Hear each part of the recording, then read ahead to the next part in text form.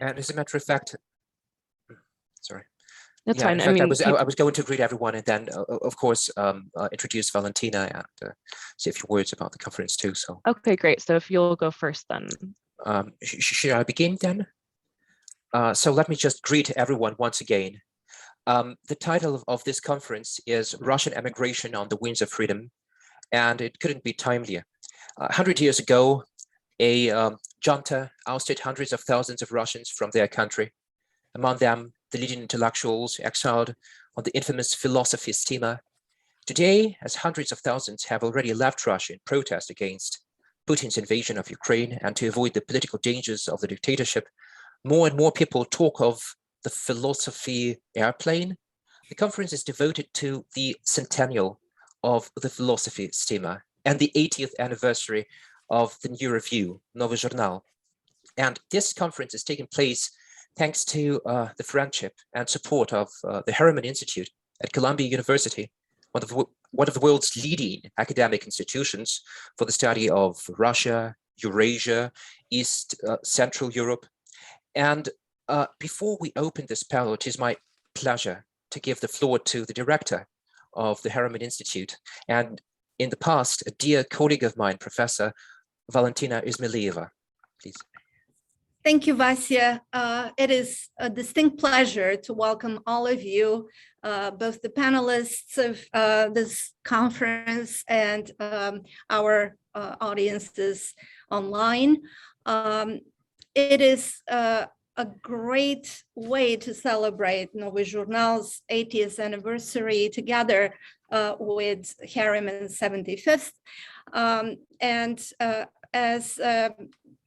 Vasya Lvov pointed out, the timing is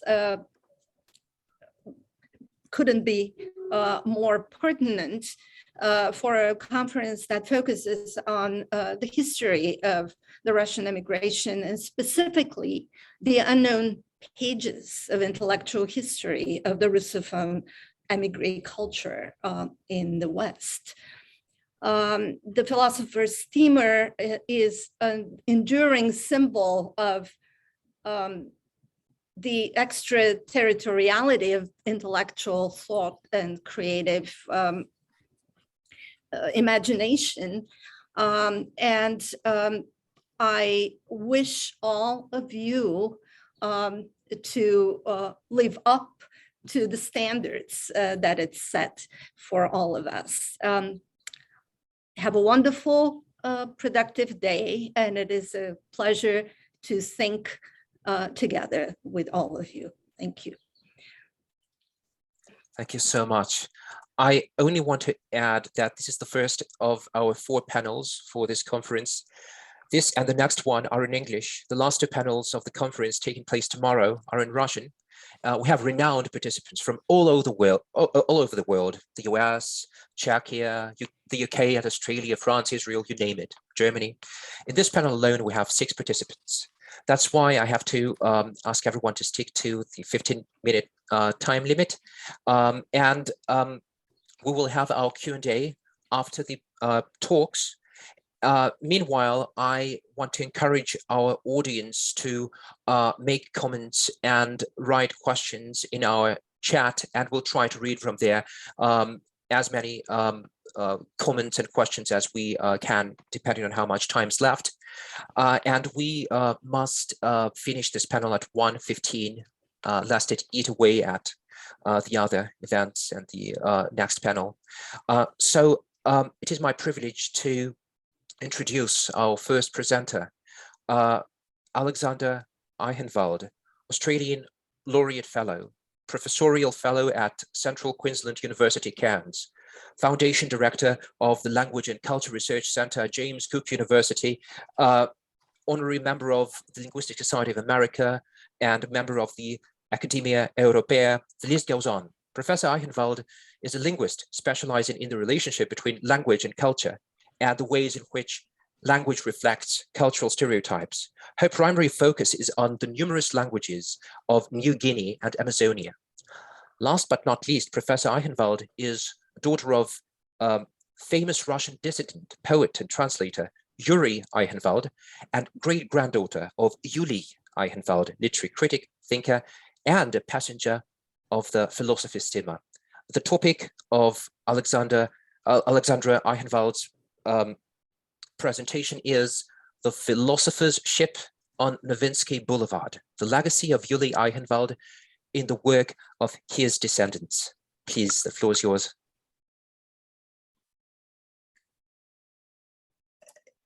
Many thanks for the introduction, and I'm really honored and humbled by the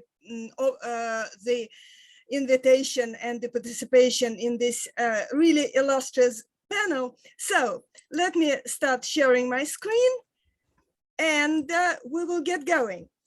The Philosopher's Ship on Nowinsky Boulevard, the legacy of Yuli Eichenwald in the work of his descendants. What is it about? Oh, okay. Look, I seem to have difficulty doing things here. Don't know why. Okay. Oh. Right, fine. Now, how did the intellectual and spiritual legacy of those who were forced to leave Russia after the Bolshevik Putsch or Junta Putsch play out for those who stayed behind? So I'm starting from the other side of immigration. What happened to those who stayed behind? Their fate mirrors the turmoils of the Russian history and the continuity, intellectual survival, and resilience of this highly endangered breed known as Russian intelligentsia that survived all over the world, actually including Czechia, the Max Lonim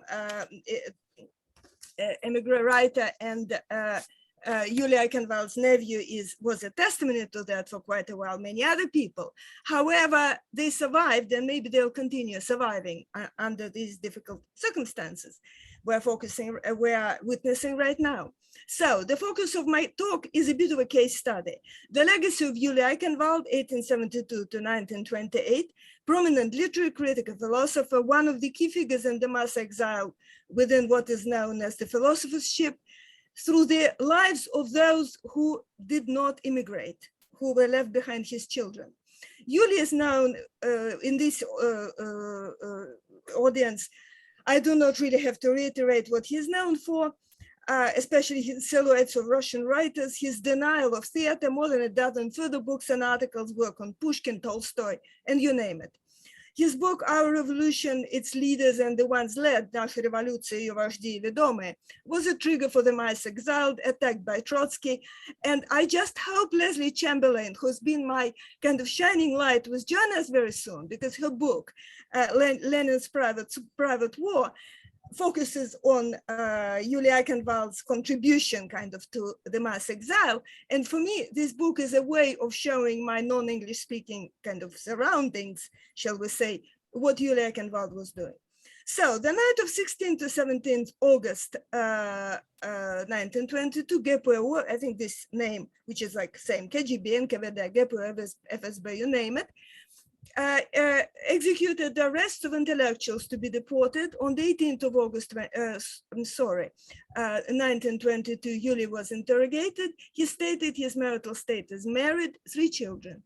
3 children were called Tatiana, Boris, and Alexandra, as befits a scholar of Pushkin, using the words of Joseph Levin, a philosopher and a friend of Boris Eichenwald, and here they are.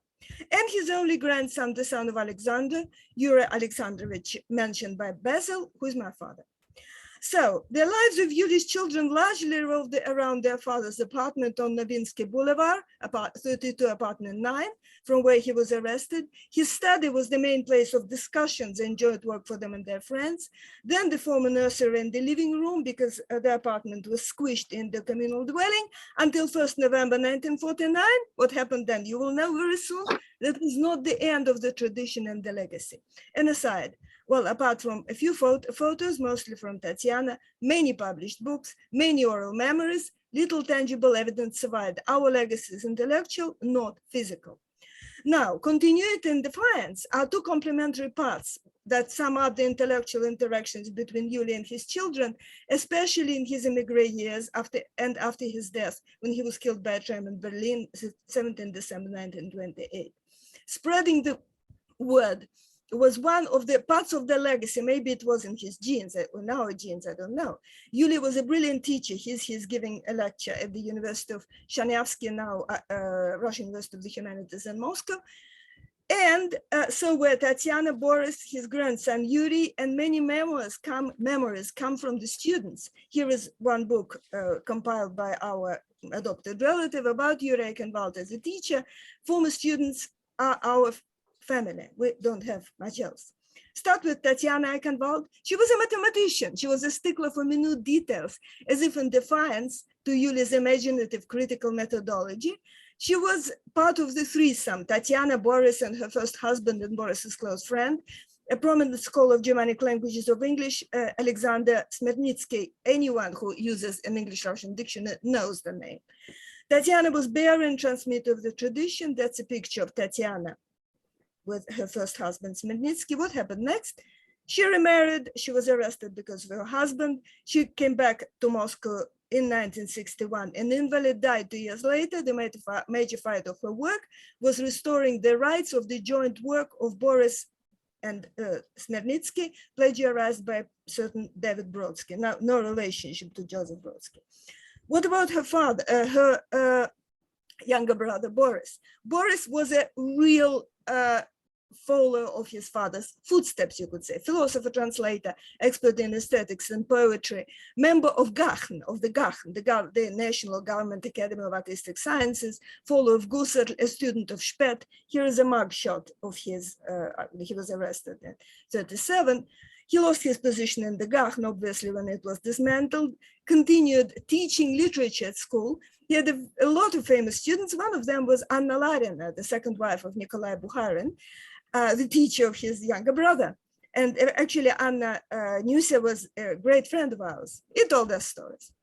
Boris was a follower, but he was not quite a follower. There was defiance. He defied Yuli's views on a few authors, including Marietta Shaginian, praised by Yuli, but not so much praised by Boris, and August Strindberg, admired by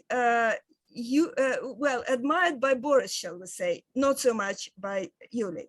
And Boris's view of the future of the cinema as a new art is quite opposite, somewhat more than somewhat opposite to his father's famous rejection of theater. That was presented at GACHN, so it is April 1928, so the father was still alive. And then the results were published by Boris's supervisor without quoting Boris's name after Boris's arrest. His major work was a translation of the saga of Frithjof by Tegner, which Smirnitsky used up until now. In 1937, he was arrested, probably because of the connection with his father. His last address was Nagaev Bay, Maldyak, which is one of the worst death camps. He continued being the son of his father, poetry, lectures to inmates, but he couldn't stand it. He committed suicide.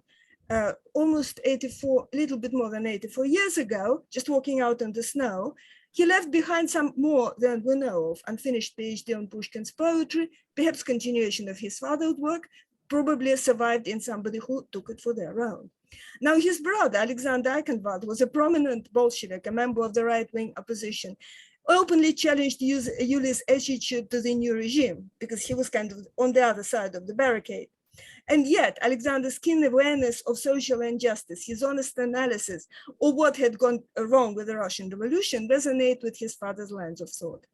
Well, the history is very simple. He joined the Bolshevik Party when he was 16, and then he was a prominent member of Bukharin school. He was trying to find social justice. Result, of course, was his arrest and the arrest again. And finally, he was, as a dangerous criminal, he was executed in the Ariel Central in 1941, together with other dangerous criminals, and fully rehabilitated in 1989, not until then. His book, The Soviet Economy, was published in 1928 with a preface by Bukharin, so it was a crime to have a copy of this book. It was a major monograph on Soviet economy and actually was a piece of social philosophy. Now, the only sentence of his that sort of has been passed on from the Communist Party to us was the following: better be a right-wing oppositionist than a hopeless idiot. He was the only one to engage in an open discussion with his father. He was trying to show his father that revolution was the way to go, but then his father was killed and he didn't see that his own son suffered so much. He was the only son Yuli mentions in his writings. and statements. And maybe Alexander's rebellious nature and plight for justice was really something that made him special. And he was an unlikely heir to his father. And those who are interested can see it for themselves in the English language memoirs by his prison mate, Joseph Berger. And here is his last mugshot. Now, Yuri Eichenwald, dialogue across the year. Yuli's only grandson was my father, poet, translator, critic, theater historian, and writer. He had 2 papers, articles published in the New Review, and he would be very happy to know that here I am celebrating the 80th anniversary of the New Review. Andrew Field, he's probably not reliable, but nevertheless, he reports that at a meeting at Nabokov's place on the 16th of December 1928, just before he died and was killed by a train, Yuli was in a particularly good mood because he just received word from his family in the Soviet Union that he'd become a grandfather of this little boy who was Yuri Eichenwald. So what Yuri Eichenwald did was write poetry, which was only published after Perestroika, and histories of Mali theater through Ostuzhev and Yuzhin, 2 major representatives. He was a true heir and the true torchbearer of the intellectual tradition. Now, the biographical facts are very Eichenwald-like. He was arrested on the 1st of November 1949. Why? You probably wouldn't ask, but I can say nevertheless, because he was the son of his father, but also because there was a false report saying that he said something which he never said. That was the end of the Eichenwald apartment on Davinsky Boulevard, but not the end of the story. Then he was exiled, then he was arrested again on a trumped-up accusation, rehabilitated in 1955, returned to Moscow. Then he worked as a school teacher until he was kicked out for signing letters in support of dissidents. Then as a journalist, writer, theater critic, close to the dissident movement, though he would never considered himself a dissident, always under threat of arrest until Perestroika, when he flourished, but then he died of a stroke. It's understandable after a life like that. And so what defines him is, I think, very much his intellectual dialogue with his grandfather, a thread that permeates his work, especially in the treatment of Don Quixote and attitude to Russian Revolution. So his life work was kind of summarized in one of his pieces, which is called Commentaries to Grandfather's Texts. And was veered towards trying to understand the legacy of his father, whom he hardly remembered, and his grandfather, whom he never met. So some pictures starting with a mugshot, and on it goes. His books and poems speak for themselves, quite a few of them here. A major theater historian defining Yuli's heritage as negator of the theater. And I once mentioned it to him, he just checked off, so forget it.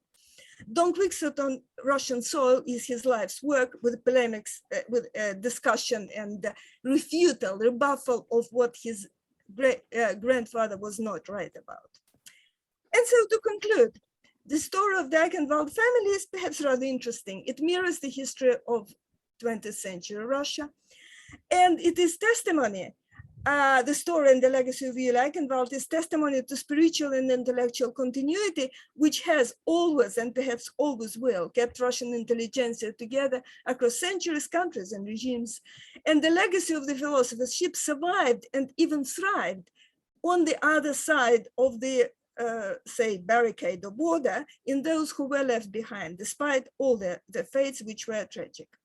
And here is what Novinsky Boulevard looks now, Soviet, defaced, but it was taken with the participation of the daughter of Alexander Smirnitsky, Olga Alexandrovna, a major expert in Germanic scholarship, brilliant that she's still there, and her daughter. And before I finish off, there was one other person to whom I would like to dedicate this talk, and perhaps much of my life and one of my books, who kept the fires of the Eichenwald apartment burning, and who kept the stories running, the stories going. It was Yulia Eichenwald's spouse, wife, Nina Kirillovna Eichenwald, Nea Tomasheva, a member of Russian gentry, for the sake of whom Yulia Eichenwald had to get baptized. So that's it. Thank you very much. And if you have any questions, if I don't stay awake long enough, you can always write to me. I've got my email at the very beginning of the talk. So thank you. Thank you so much for a presentation as thrilling as it was punctual. It is my pleasure to now introduce our next presenter, Leslie Chamberlain, a British journalist, writer, and historian of Russian and German culture. Leslie Chamberlain is the author of the only book in English about the philosopher's steamer, Lenin's Private War, The Voyage of the Philosopher's Steamer, and the Exile of the Intelligentsia, that presented the whole context of the intellectual conflict between Russian intellectuals and the Soviet authorities in the 20s. And stay tuned for the upcoming interview with Leslie Chamberlain, which is to appear on the website of the new review, Novyi Zhurnal. The topic of Leslie Chamberlain's presentation is meeting Viktor Frank. Please.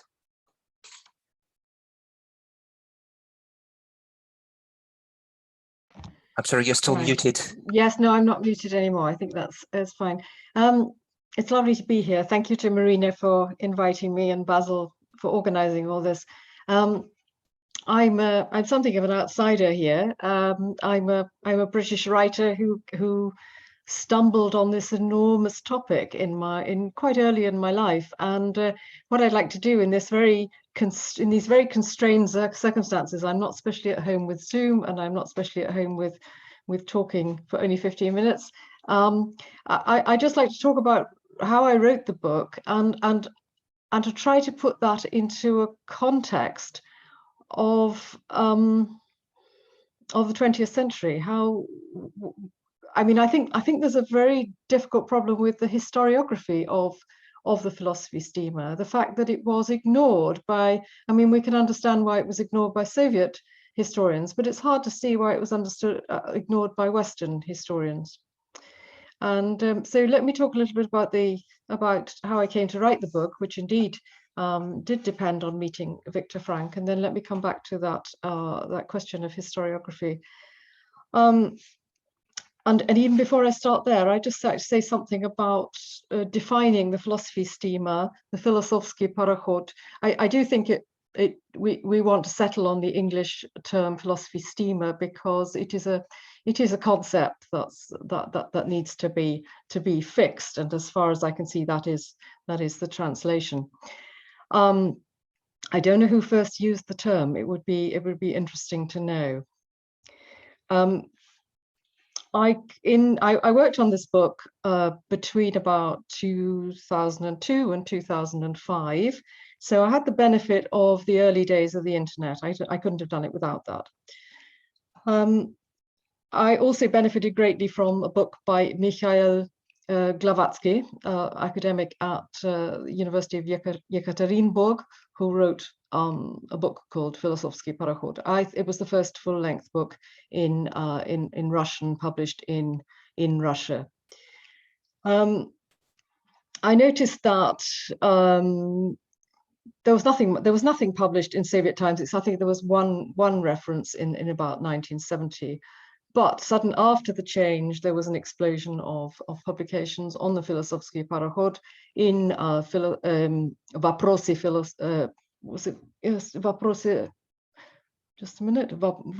Philosophy and Minuvshие and other publications that were catching up on the Russian heritage. So through the 90s and into the 2000s. There was also a German historian called Karl Schlögl, who started publishing on the Russian intelligentsia abroad in 1988 and through 1994, 1995. Again, nothing much in English. And so that question, I'll come back to that question of why this gap remained. In my research, as I say, I greatly benefited from the early days of the internet and from the enormous amount of material that was published from the archives in the euphoric first years of the change. I didn't go to Russia to do my research. According to the tally that I came up with and checked against Glavatsky and others, 69 academics and related figures were expelled, and the number of around 200 was made up by their families. And I think one of the first things is, although we call it the Filosofski parachod, only 9 of those expellees were philosophers, as we've heard. Yuli Eichenwald was one, and he was, I mean, everyone in Russia is a philosopher in some ways, but he was a literary critic, he was a writer. He was someone quite different, I think, from, say, Berdyaev and Frank, the best known philosophers on the boats. So it could equally be called, you know, the economist's ship, or the academic's ship. So one question I would ask for researchers and future researchers who might be listening is, you know, there's amazing work to be done on that list. We know that Lenin had a personal hand in it, but even so, you know, what linked Sorokin, a great sociologist, Mikhail Asorgin, a great novelist, Brutskus, a really interesting economist, more economists, what was it, Prokopovich and Kuskova, who went to Prague, and Prince Sergei Trubetskoy. What linked these people? And from I suppose from Lenin's point of view, they're all people whose worldviews, though they differ, seem to Lenin incompatible with his idea of the future Soviet Union. But that's quite vague, isn't it? So one would really want to study the list and try to get a much deeper hold on how that list came into being and what linked those people, to what degree the list was somehow accidental. I don't think it was hardly entirely accidental, but how did those people come together on that list? I think that's a really interesting question for future study. I mentioned the previous studies, and now I should mention how I came to the topic myself. I was a Germanist. My interest was primarily in German literature and philosophy when I was an undergraduate, and I'd learned Russian at school, and I was persuaded to take Russian as part of my degree at university. And one of my teachers at university was a man called Peter Skorer. He was teaching in the Russian department in the University of Exeter, where, just to correct something that went out on the wonderful film that Marina made of our talk some weeks ago, I did my undergraduate degree in the University of Exeter in the southwest of England, and then I went to Oxford to carry this research forward. And Peter Skorer was a lecturer in Russian in the University of Exeter, and he was the grandson of Semyon Frank, the eminent philosopher who was on the philosophy steamer. Semyon and his wife, his formidable wife, Tatiana Frank. And I was always hearing about Babushka and the force that she was, the great cultural force she was in the Frank family. Now, Peter had marvelous Russian, which he tried to pass on to us, but he also had this passionate interest in Russian religious philosophy, and it was really an unusual specialization, I must say, to offer to undergraduates, some of whom had very little Russian. I'd been quite well taught at school, so I had some basis for taking things forward. And we used to sit around and talk with Peter about Alexei Khomyakov, who was, as you know, the early 19th century philosopher who really laid the foundations for thinking about a spiritual Russia. He was a Slavophile. He was a very interesting writer, and the generation that was expelled often referred back to him. But just as much as they referred back to Khomyakov, they also referred back to the Germans. The Germans I knew probably better than the Russians, certainly when I started the project. German romantics, German aesthetic idealists, German writers, Goethe, Schiller. These names keep coming up in the work of writers like Berdyaev and Frank. And they are building on a tradition which I think this is terribly important. They're building on a counter-Enlightenment tradition that was rooted in German Romanticism and German aesthetic idealism. And it's such an important foundation for them in stating what Russian spirituality consisted of and what kind of force it was going to exercise in the modern world, and also right up to now in our contemporary world. It was an anti-Enlightenment force. It was a poetic force. It was a force for spiritual truth. And that was it was going to become increasingly difficult to argue for that in philosophy. And when Marina and I were talking a couple of weeks ago, we were trying to place the Russian philosophers, as they did say, they found themselves in the West, and they found themselves professing a very different view of philosophy and, let's say, truth to what Western philosophers were professing at that time.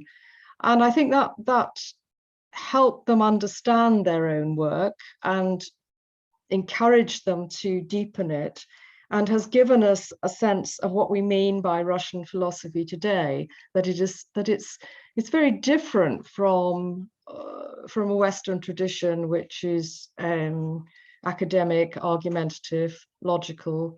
The Russian tradition that we know through the philosophers who were on the boat is poetic, close to literature, close to theology in some sense, close to mystical writings. I mean, Berdyaev, I think, was very fond of a mystic called Nicholas of Cusa.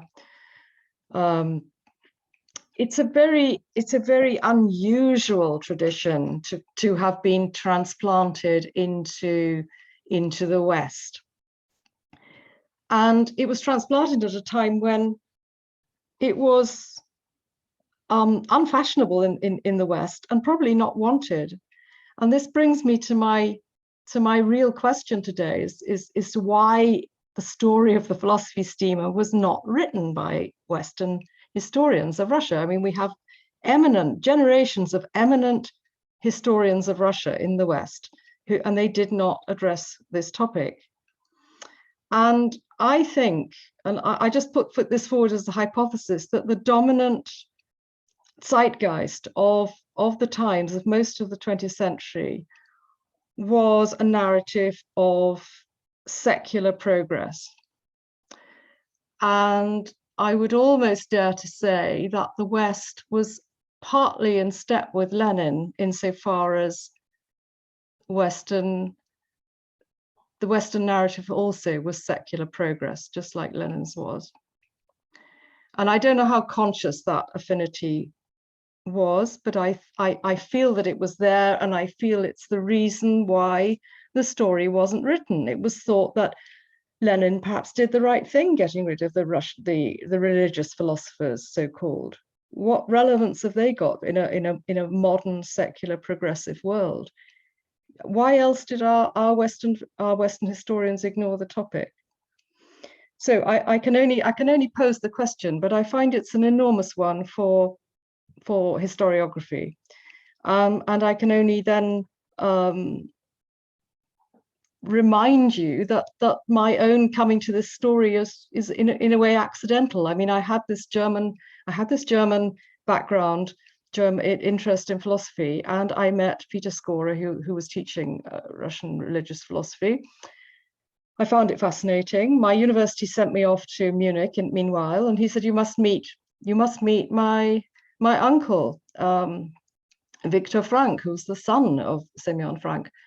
And I heard, I was 19, and I introduced myself to this extraordinarily eminent, extremely unusual person. I'd never met anybody like Viktor Frank, who was the chief broadcaster for Radio Liberty in Munich at the time, 1970. And he told me the story of the philosophy steamer, and I never forgot it. And so 40 years later, I woke up one day and I thought, well, I knew somebody on that boat. I knew a boy of 13, a sensitive, clever boy who was being expelled from his country. And I must say that that was a strong motive for writing the story down. It's a very personal one. And I did, for a moment, and I'm sure you'll be glad that this didn't happen. For a moment, I thought, well, shouldn't I write it as a novel? It is such a strong and marvelous story. And I have indeed published a couple of novels, but I'm so glad that I did it as a piece of historical research, because it does seem to have been necessary. So I've said a great deal more about the book in my much longer interview with Marina, so I won't try to duplicate it, and I know we're very short of time, so I will stop there. Thank you for inviting me. Thank you so much for an illuminating talk. Our next presenter is, yes, Roger Smith, who's right here in New York, just like myself, an independent scholar and host of the website devoted to Professor Pitirim Alexandrovich Sorokin. Professor Smith teaches at St. John's University, and the website devoted to Pitirim Sorokin is not the only one. Roger Smith has also created and been moderating other websites, including the one devoted to Theodore Dreiser. And the topic of Roger Smith's talk today is Pitirim Sorokin and the Russian émigré community. Please. Excuse me.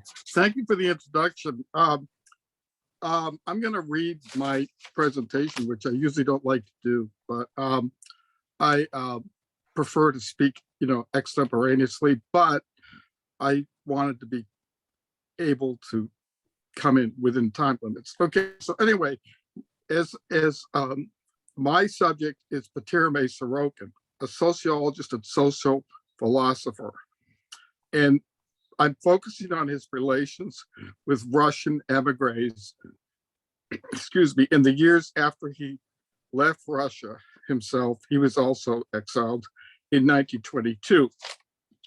Sorokin became well known for his major sociological works before he left. They were published in Russia. And then, excuse me, after he came to the US in the 1920s, he published The Sociology of Revolution and Social Mobility, two groundbreaking works of sociology, and got him prominence here. He's hard to pigeonhole. He was a prolific writer before emigrating. Usually he wrote under a pseudonym. He wrote in Russian newspapers mainly. And it was political, polemical, a lot of stuff like that. And he wrote an autobiographical novel that's only been recently discovered under a pseudonym. His range of interest was very broad, and that continued throughout his whole academic career, which is why I say he's hard to pigeonhole as just a sociologist. And his background, his acquaintances, his Russian acquaintances had the same diversity of backgrounds, academic. He was far more than just what you would say is a dry scholar, anything but. He became known in the media as an advocate for causes such as world peace and nuclear disarmament, particularly as the years went on. But he was always, speaking out, and he got well known in the media for his views. Excuse me, he was invited to come to America in 1923 to give lectures, a series of lectures on the Russian Revolution. And he thought he probably might go back at some point to Russia, which he never did. Some American professors who knew of his work, asked him to come and lecture. So he'd been living in Prague for about a year after leaving in 1922 in September, I believe, after leaving Russia. actually by training with some other exiled intellectuals. And they were living in Prague. And that was really a center of Russian refugees at the time. And they were welcomed and so forth. And this period was very important because of he made important relationships with Russian intellectuals then. Some of them were, quite a few of them were people he'd known in his university days. But anyway, but he, expanded and his relationships. So when he got to New York, coming here supposedly temporarily to lecture, although it turned into a permanent, residence of the U.S. It was November 23, and right away he got acquainted with Boris Bakhmetev. He was the Kerensky government's only ambassador to the U.S. And also another important acquaintance is his with Alexis Werin.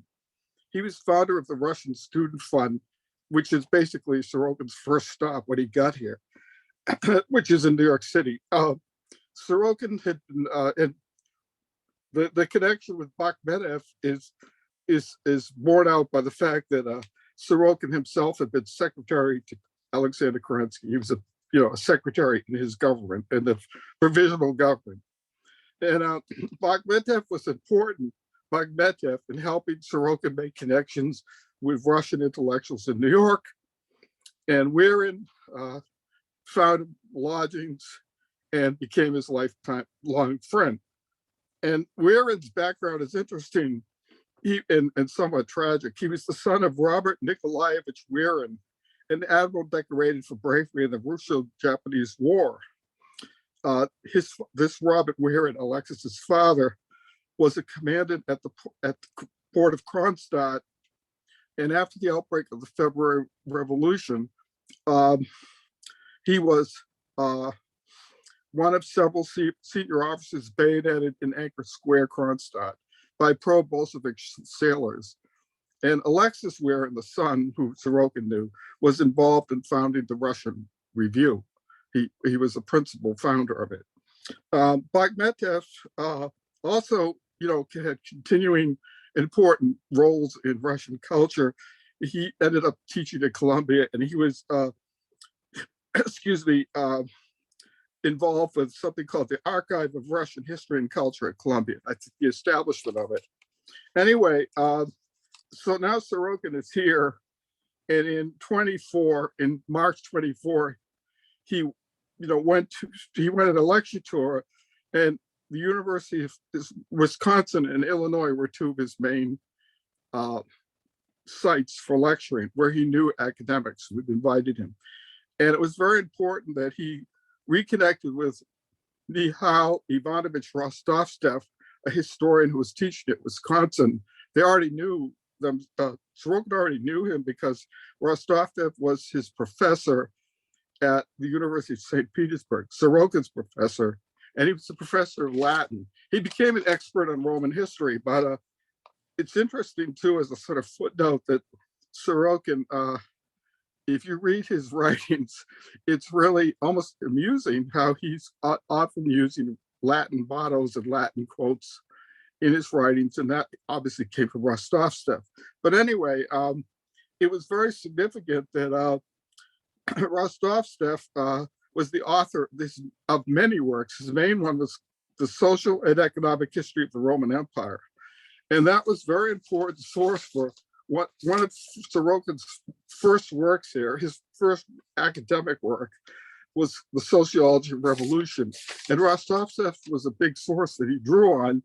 And then when Sorokin came out in the late 30s and early 40s with his magnum opus called Social Cultural Dynamics, Rostovtsev's views in his historiography were very important because he had this sort of, looking at the decline of the Roman Empire and so forth, and the fluctuations. It was sort of a cyclical view of history, that became very important to Sorokin's views. If you read his works, the cycles of history, the rise and fall of civilizations, fluctuations in different types of, ethoses over the ages.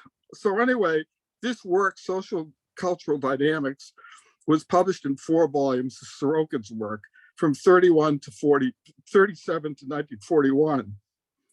And Zhurnal began his work, he went to Harvard eventually, but he was at the University of Minnesota in the 20s. He was sort of beginning his teaching career.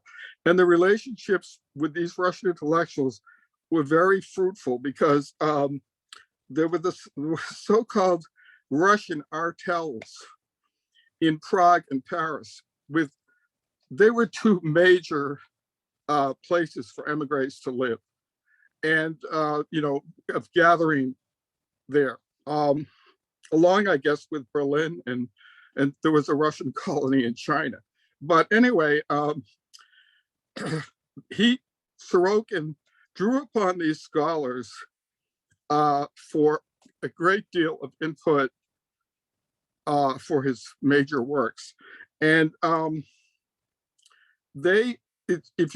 don't have time, I wish I did, to go into detail about these different scholars, because almost all of them had really checkered, in a way, histories, starting off, many of them were from aristocratic or noble backgrounds, came from very educated, sort of intellectual elite. And the revolution sort of, it sort of was like a big interruption in their careers. Quite a few of them fought with the White Army in the Russian war, actually fought and were involved. So anyway, I'd like to talk about some of the scholars, who Sorokin drew upon in the dynamics, his social cultural dynamics, his major work. I hope this isn't boring. Okay, but there's quite a variety, but I think it shows the kind of academic relationships. Wow,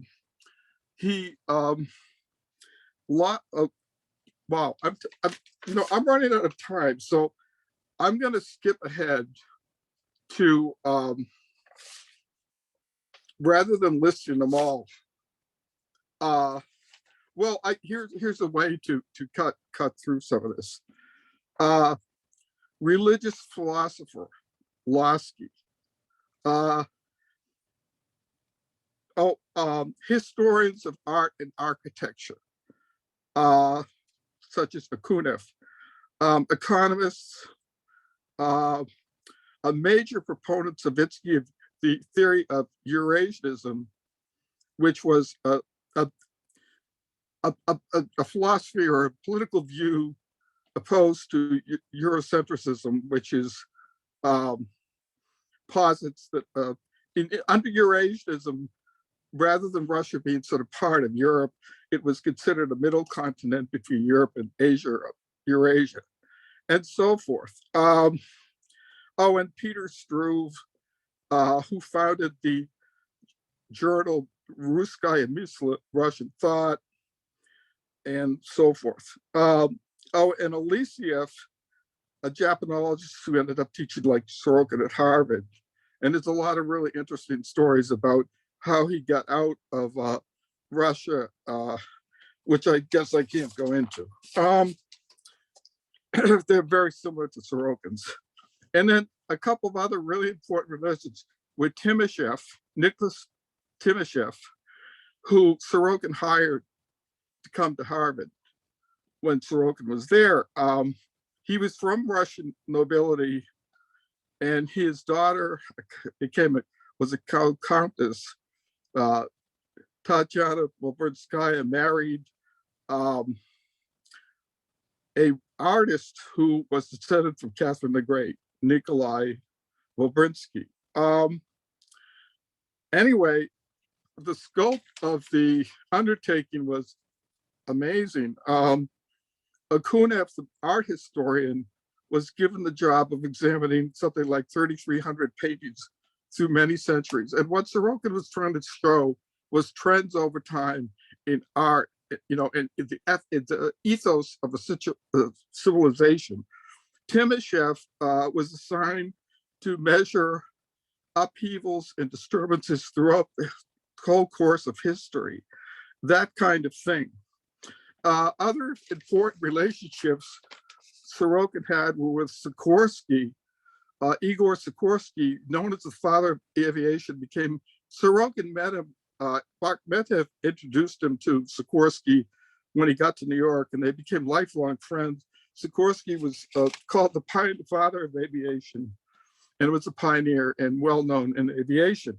Koussevitzky, Sergei Koussevitzky, the conductor of the Boston Symphony Orchestra, his wife, Koussevitzky's, and Sorokin's and his wife, the families became very closely connected, and Sorokin became very, I think it had a lot of influence on Sorokin's knowledge of interest in music and Russian composers such as Stravinsky, Prokofiev, and also, as another sort of footnote, Vladimir Nabokov in the 1939, was in, he emigrated, and he'd gone to a couple of, I think it was Berlin and then Paris. I don't quite remember. And Sorokin wrote an affidavit. And also there was, excuse me, Alexander Tolstoy was an acquaintance, Tolstoy's youngest daughter, Leo Tolstoy's, and she was an acquaintance. And apparently I've run out of time. I had a lot more to talk about, but thank you for the opportunity to present. Oh, you've still got 30 seconds if you like to add anything. Pardon me? You still have 30 seconds if you would like to add anything. So well, yeah, it's interesting. He had some disagreements with Alexander Tolstoy. They had a cordial relationship, respectful, but over political views. She was fervently anti-communist, and Sorokin was very anti-Bolshevik. But as time went on, he was a big advocate of world peace, and he felt that the Western nations. She talked about the invasion of Hungary, the suppression of the Hungarian Revolution by the Russian army. And Sorokin thought, he talked about colonial France, Britain, and the US as colonial powers putting down uprisings with a similar sort of ruthlessness. And he also felt we don't want to provoke war or, our interest. He felt that the chances were good that the US and the USSR were sort of merging towards more sort of accommodation, which did happen.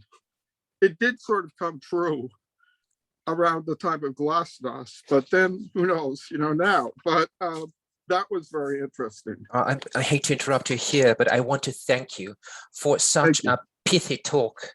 And I also want to say, for the sake of our audience, that the New Review plans to publish the proceedings of this conference. So hopefully you will be able to see all or most of the talks of this conference elaborated on in writing.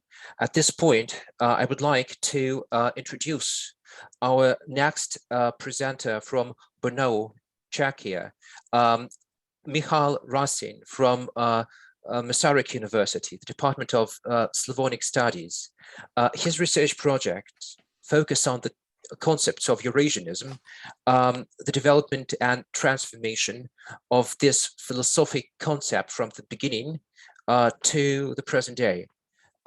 He also works on other historiography concepts of the Soviet historian and ethnologist Lev Gumilov. The topic of Michael Rasin's presentation for today is Nikolai Trubetskoy and Peter Savitsky, two Eurasianist approaches to the literary concepts of Russian formalism. Please, the floor is yours. Dear colleagues, good afternoon, and thank you very much for the kind introduction. Today, I would like to talk about Nikolai Trubetskoy and Piotr Sawicki, and especially about their Eurasianist approach to Russian literature and Russian theory. So first of all, I will briefly explain the overall connection between Russian formalism and Eurasianism in the context of Russian interwar immigration. And next, I will talk about the literary concepts of Nikolai Trubetskoy and Piotr Sawicki and their reflection of Russian formalism in the context of interwar Eurasianist movement. So, first of all, I would like to start with some notes on contemporary research of Eurasianism because especially in the past 30 years, let's say, there has been an overwhelming amount of research covering many important topics of Eurasianism, ranging from historiography and geopolitics to nationalism and even some colonialism studies. But some aspects of Eurasianism remain unnoticed by most scholars. And this is also the case of literary concepts of interwar Eurasianists. And speaking of Eurasianist literary concepts, we have to realize, first of all, that Eurasianism developed in parallel with Russian formalism, and that the both movements had very different goals. Because Eurasianists aimed to create a new comprehensive and very diverse ideology, and on the other side, formalists worked towards a novel but also fairly narrow approach to literary theory. But despite all of these fundamental differences, their main representatives maintained very close professional and even personal contact. And this was exactly the case of Nikolai Trubetskoy, Piotr Sawicki, and Roman Jakobson, who emigrated to Austria and Czechoslovakia in the early 1920s.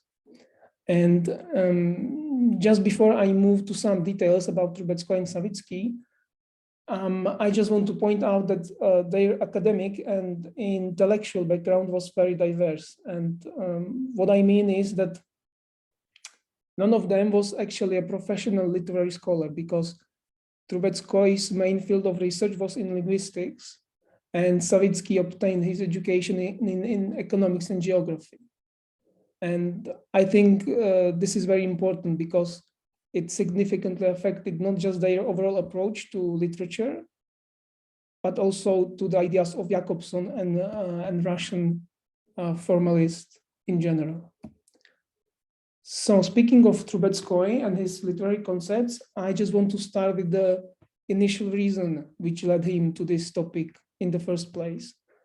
Well, in 1922, he obtained his position in the Department of Slavonic Studies at Vienna University. And in summer of 1925, he was asked to prepare a series of lectures focused on the history of Slavic and Russian literature. And topics of his lectures ranged from medieval Russian literature to Dostoevsky and Tolstoy. And this was actually the reason why Trubetskoy needed to ground this research in some common methodological framework. And this decision soon led him to these novel ideas of Russian formalism. And there is also one of his personal reasons. It also helped him to, let's say, overcome his initial unwillingness to teach this series of lectures. And this is actually a very interesting bit of information that I was able to find in his personal correspondence with Roman Jakobson. So now, an excellent example of Trubetskoy's use of formalist methodology is his analysis of the Russian medieval text Chождение Афанасия Nikitina za 3 Maria. And in the materials for his lecture, Trubetskoy noted that this text had been viewed primarily as a source of historical data, while its literary values were overlooked. But formalist approach helped him to uncover an earlier unseen aspects of this work. So overall, he didn't regard the text as a travel log, as it was common at the time, but as a specific example of pilgrimage literature. But what is most important in the context of his approach to the literature and its position in the Eurasianist ideology, formalism represented just a useful tool, a tool that Trubetskoy used to get into the soul, as he said, of the text and grasp its aesthetic value and point out the fundamental differences between Eurasian and Western literature. And now about his publication of his literary theory papers. Well, already at the time when Trubetskoy was presenting his lectures at the University of Vienna, he was well aware of the originality of his concepts and aimed to publish them as soon as possible. And the first promising opportunity came in 1926. And it was thanks to a Parisian group of Eurasianists led by Piotr Suchinsky, who motivated group to launch a new journal on literary criticism titled Wiorsty. And the project is first mentioned in Trubetskoy's letter to Suchinsky from 15 February of 1926. And in this letter, Trubetskoy actually offered his analysis of already mentioned Choždění Afanasii Nikitina za 3 Maja as a contribution to the first issue of the journal, and even considered publishing a more general paper on changes in the methodological approach to old Russian literature in the following issue. However, the reaction to the journal from the community of Russian émigrés was rather critical, and Trubetskoy's initial enthusiasm quickly tapered off. And most importantly, he was unhappy with the journal's overall direction. So he didn't publish an article in the 3rd issue of the journal, but this issue was also the last one, and then the journal ended. So in the following years, Trubetskoy continued to lecture on Russian literature and constantly worked towards getting his lectures published. But his untimely death in June of 1938 meant that he never achieved this goal. So there is just a quick overview. And in 1939, there was only one of his study published on Dostoevsky, and the rest of his papers were only issued during the 1970s. And it's notable to credit that for their publication belongs primarily to Roman Jakobson. I will mention it in the end once again. But now jump to Piotr Sawicki, who, like Trubetskoy, was also familiar with the main aspects of Russian formalism. However, by involving geography in literary research, he deliberately moved away from the formalist methodology and eventually created his own unique multidisciplinary concept. And amid the growing influence of formalism, Sawicki actually didn't dare to call himself a literary scholar, even after he published several papers on both medieval and modern literature during the 1920s and 1930s. And especially a draft of his paper from 1925 reveals his view of the formalists and his studies on Russian literature, because Sawicki's paper contains many original arguments based on exactly in the interdisciplinary analysis of works of Soviet writers. And among the most remarkable outcomes, one of the most remarkable outcomes of his study are his concepts of so-called migration of attention and literary colonization. And Sawicki used these terms to describe the tendency of the Soviet authors aimed at setting their stories in the specific geographic environment. And moreover, Sawicki also found this similar tendency in literature written in the first half of the 19th century, when authors such as Alexander Pushkin and Mikhail Lermontov favored the Caucasus area and the setting for their works. So overall, Savitsky considered the potentially systemic nature of this phenomenon and suggested that the depiction of these eastern parts of Russia, Eurasia, didn't arise solely from the life experience of those authors, but also came from some subconsciously felt spirit of the era and his proverbial turn to the east. And this clearly shows fundamental differences between Savitsky's approach to literature and the methodology of Russian formalists. Because where the formalists actually deliberately ignored the life experience or psychology of writers, Savitsky intentionally employed them and endeavored to extend their use to other areas of his academic interest. But despite all of the differences, Savitsky constantly exchanged opinions not only with Trubetskoy, but also with Roman Jakobson. And this mutual contact helped him to establish and expand his already used concept of městodějství, which he elaborated in terms of his Eurasianist concepts. And in the letter from February of 1929, Trubetskoy actually suggested that Savitsky might use this concept to better distinguish between concepts of great literature and so-called mass literature. And what is even more interesting, in this same letter, Trubetskoy actually suggested Savitsky to discuss this issue further directly with Jakobson.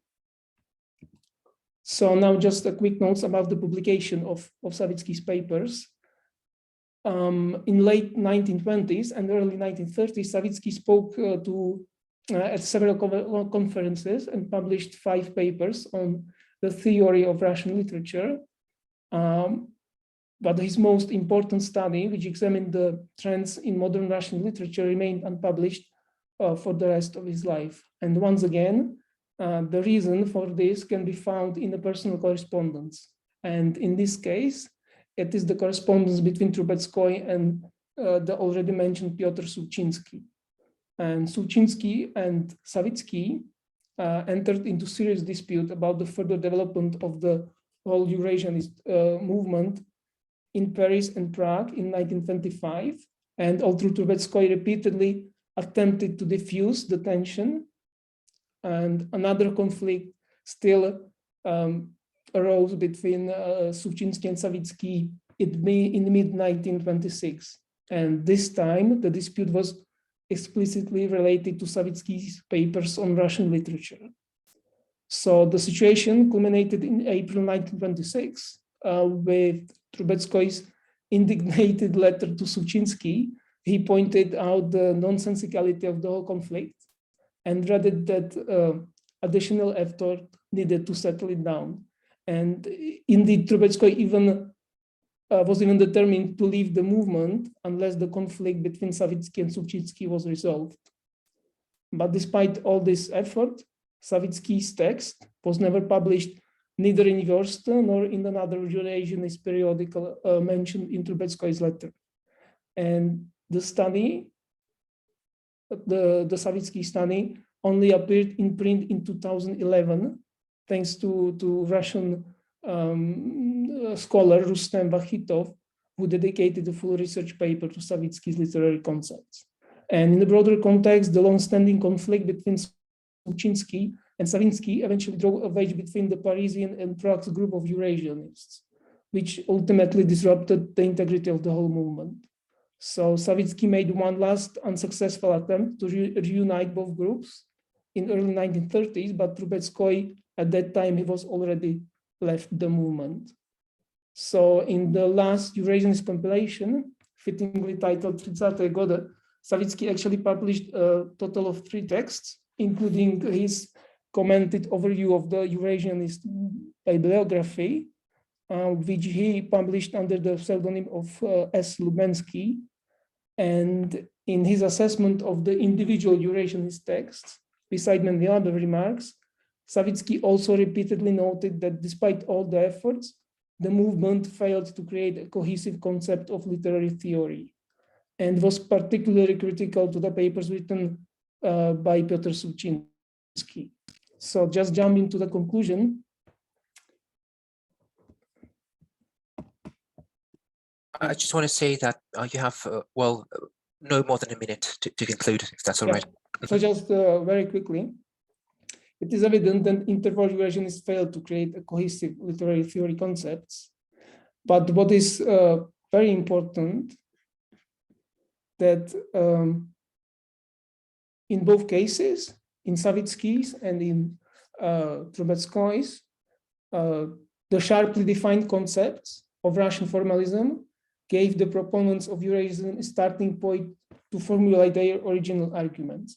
And eventually the regular debates between the members of the Eurasianist movement and their contact with Russian formalists helped to shape the literary views of members of both groups.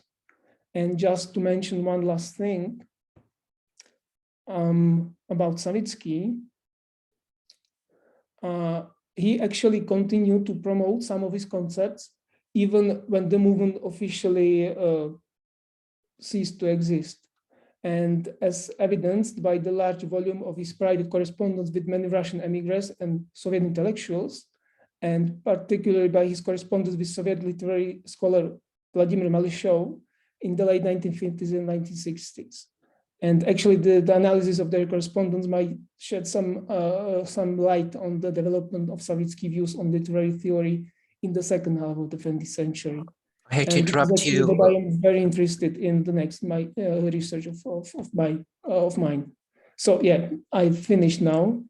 Thank you. Yeah, sorry for interrupting you, and thank you so much for such an extremely interesting presentation. I, for one, as someone specializing in Russian formalism, I have a lot of questions. At this point, I would like to introduce our next presenter, Olga Partin, Associate Professor of Russian Studies at the College of the Holy Cross in Worcester, Massachusetts. Olga Partin has authored articles and book chapters on Russian literature and the performing arts, Russian literature of the 18th and 19th century, Russian and Western medieval folk theater, the Silver Age, Nabokov, the Russian intelligentsia. She is also an author of books of prose and memoirs. Her research focuses particularly on the Commedia dell'arte and Russian Freemasonry in exile in the 20th century. The topic of Olga Partin's presentation is Mikhail Chekhov, a Russian Knight Templar in exile. Please. Thank you very much for organizing this conference. Thank you very much, Marina, for inviting me. I will try to share my screen. Just a sec. Okay, hope it. Just a sec. I don't just give me just a moment, because for some reason I need to do slideshow and it doesn't work. Okay. My presentation today is dedicated to one of the author of New Review, Novyi Zhurnal, who was not in a philosopher's steamer since Michael Chekhov, the hero of my today's presentation, left Russia in 1928. Yet he was an author of Novyi Zhurnal, and in 1940 published in New Review his memoir, Жизнь и встречи, translated into Russian as Life Encounters. My focus today will be on a little-known biographical connection that to this day remain under the radar of the scholarship on Chekhov, that might provide a new light on Chekhov's mission in immigration. Chekhov was a Knight Templar of high rank and was initiated into the Secret Order of Light between 1918 and 1920 by a mystical anarchist, Apollon Karelin. I aim to demonstrate that the history of the Russian Knight Templars' main organization, the Order of Light, its moral and spiritual goals and activity could shed new light on Chekhov's artistic and pedagogical activity in exile. As we know, for the last 15 years of his life, Chekhov was the acting coach and had a huge influence on life and career of major Hollywood star of his era. I will talk about it a little bit later. Chekhov's creative journey as a knight in exile contained one striking feature similar to his former colleagues, Knight Templars in the Moscow Art Theater studio, particularly Moscow Art Theater 2, MHAT II, and Eugene Vakhtangov's third Moscow Art Theater studio, those who choose to stay in Russia. My presentation is structured in two parts. First, I will very briefly discuss the order of Knight Templars and its transposition on Russian soil after the Revolution of 1917 by Apollon Karelin. Then I will try to establish the connection between the main goals for the artists who were the member of the order and the approach to acting technique created by Mikhail Chekhov. Then, if time allow me, I will try to also make a link between what Chekhov was doing in exile and what survived Knight Templars were doing while living in the Soviet Russia. Several words about the Knight Templars in Soviet Russia. Secret files and archival documents from OGPU, NKVD and KGB about the Knight Templar, which existed in Soviet Russia from about 1918 to about 1930, when they were violently crushed by the secret police and accused of anti-Soviet activity, became available only in the late 1990s and early 2000. The remarkable research and numerous publications were produced by Russian scholar Andrei Nikitin, who opened the veil of secrecy, revealing Templars' spiritual and moral resistance to the new Soviet world. Andrei Nikitin's father, this theater designer Andrei Nikitin, Leonid Nikitin, excuse me, here in the center, was a Knight Templar of high degree who was arrested and then sent to exile, first in 1930 and then 1940. Nikitin, the father, died in Gulag infirmary in 1942. Even today, the dramatic history of the order, despite Nikitin volumes of publication in Russian, is known only to a relatively small circle of scholars interested in secret spiritual society in Russia. In the current stage of my work on this topic, that I have to admit is very new, because I discovered Nikitin publication only 2 years ago.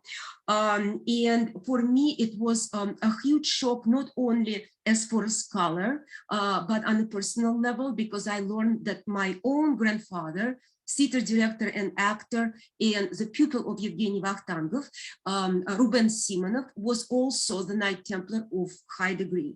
Whatever I'm going to tell you right now is important to understand that the secrecy of the order and the result of the mass arrest in 1930 did not leave practically no documents to the posterity. In my family, nobody knew about the membership of my grandfather because the oath of secrecy was sacred. So in the current stage of my work on this topic, I came to the realization that familiarity with order's rituals, symbols, as well as spiritual search and the moral credo of its members open new vistas of interpretations and meaning to the creative and personal journeys of its members and close associates. The secret mystical society included prominent actors, directors, stage designers, poets, and composers who were closely associated with Moscow Art Theater and its studio. Among them were such people as the actor and director Michael Chekhov, Yuri Zavadsky, Ruben Simonov, Valentin Smyshlyaev, a director of MHAT II, the poet Pavel Antokolsky, the translator and poet Pavel Arensky, just to name a few. Several Knights Templar of the highest degree were close friends of Marina Tsvetaeva. Furthermore, in the process of their apprenticeship, the future Knight Templars were attending the lectures in the State Word Institute, Государственный институт слова, where Nikolai Berdyaev taught them ethics, Dmitry Ushakov, introduction to the language science, and Gustav Speth, psychology. Now, very briefly about the order, but I think many of us know the history of the order in a more popularized version. But the monastic order of Knight Templars were founded in Jerusalem in 12th century It was a very, very unique organization characterized by ritualistic secrecy and acquired incredible power and wealth during the Middle Ages. The defeat of Templar was carried out by King of France, Philip IV, with the help of Pope Clement V, and the order was officially abolished in 1312. Yet, there are many speculations suggesting that the order did not fully disappear, since surviving Templars were accepted into various other existing orders and religious societies, or organized new under different names, continuing their activity. Be it as it is, the Order of Knight Templar was formally restored in 1743 in Paris, with the new order closely associated with Freemasonry rather than with the medieval order. The founder and commander-in-chief of the Eastern Order of the Knight Templar in Soviet Russia was a mystical anarchist and revolutionary, Apollon Karelin, and he had a reputation of being the second most influential figure of Russian anarchism after Pyotr Kropotkin. After the revolution of 1917, he returned from immigration when, according to the survived Knight Templars, he was initiated into the order. So he came to Russia not only as an anarchist, but with a mission of establish the order, or the Eastern Order of Knights Templar. Nikitin himself, despite the volumes of his publication, is not sure exactly why the order was initiated. One thing is clear, the artistic organization called Сороконожка, in translation Centipede, was a very active, that was very active in post-revolutionary Russia, especially in 1918, was somehow connected to Karelin. And Chekhov and all the actors that I mentioned before, Zavadsky, Nikitin as a stage designer, were a part of this organization.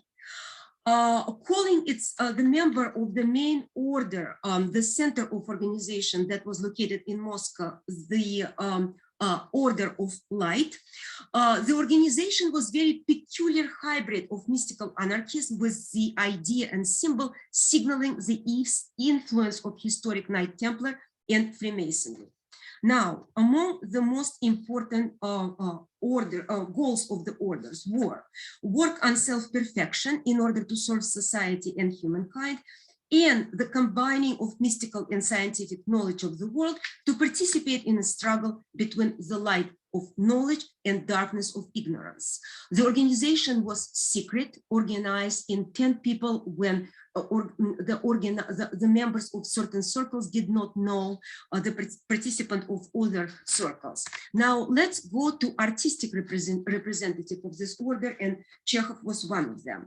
The artistic goal of the initiated knight, actors, directors, and other stage practitioners was a transmission of the mystery of theatrical art in general and the catharsis of the actor acting as mediator between the spectator and the transcendental world. The Templars advocated the purity of apolitical art designed to serve humanities. They were not allowed to join the Communist Party, but were allowed to participate in other mystical societies. So Chekhov's connection with anthroposophy and Rudolf Steiner is not surprising. Many members of the organization were experimenting. So according to the material, and the material I have in mind right now are OGPU interrogation of arrested Templars and reminiscences of survived Templars who came from Gulag. They were all connected by Nikitin. So according to all of them, Mikhail Chekhov was the Knight of the 12th degree, which was the highest existing degree in the Knight Templars hierarchy. Now, very briefly, his biography, for those of you who might not be acquainted with it, just very sketchy. He joined the Moscow Art Theater studio, the Moscow Art Theater in 1912. He was accepted by Stanislavski himself for brilliant addition of Marmeladov monologue from Crime and Punishment. Stanislavski wanted to have a nephew of Anton Chekhov in his troupe. Very quickly, Michael Chekhov started to rebel against Stanislavski system. I will tell you a little bit more about that. And then in 19 20, he became an artistic director of MHAT II. In English, it's translated Moscow Art Theater 2. Then he immigrated from Russia in 1928 to Europe and went to the United States in 1938. Now, let's go back to Chekhov's view of acting that he formulated throughout his life. What is striking to me that as Marie-Christine Autain-Mathieu and Yana Mierson define in their book, introduction to their Routledge edition on Michael Chekhov, they define Chekhov's method as inspired acting, emphasizing that Chekhov life work centered on the mystery of actor character. He envisaged a psychophysical model of acting that would be both liberating and cathartic, as you can see all the parallel with a credo of the Knight Templars. Mierson and Autain-Mathieu continue. His search for the ideal actor illustrated the Russian philosopher Nikolai Berdyaev's existential philosophy, because for Berdyaev and Chekhov, the personal was laid bare in order to ascend the superpersonal. The most crucial matters turn out to be guilt, love, and repentance. Chekhov viewed the new actor as the medium who would rely on a certain rhythm of the performance, radiating light to his audience. I think it's absolutely striking, the whole concept of radiating light of a member of Order of Light that he took through his whole life. Chekhov's acting pedagogy aimed to help the performer to find his or her higher selves. And for Chekhov, the true artist functioned as a medium, envisioning the spiritual world and experiencing its messages in the world of reality. It is very well known that Chekhov was a mystic. How much time I have? A little more than a minute. Okay, it is very well known that Chekhov was a mystic, but I want to make sure that at this point of the research on Chekhov, it's very important to keep in mind, as Monica Cristini mentioned, that Chekhov relied on Rudolf Steiner's view of dramatic art, but he started to experiment with his view of acting way before he met Rudolf Steiner in 1924 in Holland. So in conclusion, I think, of course, when I published the whole work on Chekhov, it was, everything will be defined more clearly. But in conclusion, what I want to say, that in my research on those Knight Templars, member of Order of Light who survived and became professor of acting in my alma mater, Shukin-Sater School. The striking similarity indeed is fascination with pedagogy. And I think that all of them in a way brought to the star of Soviet cinema or Soviet stage, similarly to Chekhov, who taught Marlon Brando, Marilyn Monroe, Anthony Quinn, Gregory Peck, Ingrid Bergman, to name just a few. So my idea is that the whole concept of the Knight Templar mission, radiating light on stage to the public exhausted by historical turbulences, was indeed reflected and transposed to all the stars of Soviet stage and cinema, or Hollywood or Broadway stage that was taught by the Knight Templar. And the topic is still under research, and I really hope to make my contribution in this fascinating legacy. And thank you for a fascinating presentation. And like others here, I'll be looking forward to reading more about it. Meanwhile, last but not least, it is my pleasure to present Alexandra Smith of the School of Literatures, Languages and Cultures at the University of Edinburgh. Alexandra Smith is a member of the editorial and advisory boards of several journals, including New Zealand Slavonic Review, Australian East European and Slavonic Studies, the Dostoevsky Journal, the Comparative Literature Review, Brill, and others. She is a co-leader of the research strand Cultural Encounters, Cultural Dialogues. And today, the topic of Alexandra Smith's presentation is A Man Who Defeated Death, Ivan Bunin's Liberation of Tolstoy, 1937, as a new gospel. Please. Okay, well, thank you very much for organizing this conference. I've already learned quite a lot, and thank you for inviting me. So today I'd like to say a few words about Bunin's book, which is sometimes defined as an essay, which is called Liberation of Tolstoy. It was translated into English. Well, the book was actually published in Russian first in 1937, and it was translated into English by Thomas Marilla in 2001. So in his preface to this book, he actually says that Bunin treats Tolstoy's life with sensitivity and aplomb, and also he thinks that Bunin really believed in a special bond between himself and Tolstoy. And also he thought that their interest in Eastern philosophy really brings them together. And basically, Marilla goes as far as to assert that they both sought liberation from earthly bonds by disavowing their bodies. But at the same time, he doesn't really specify any deviations from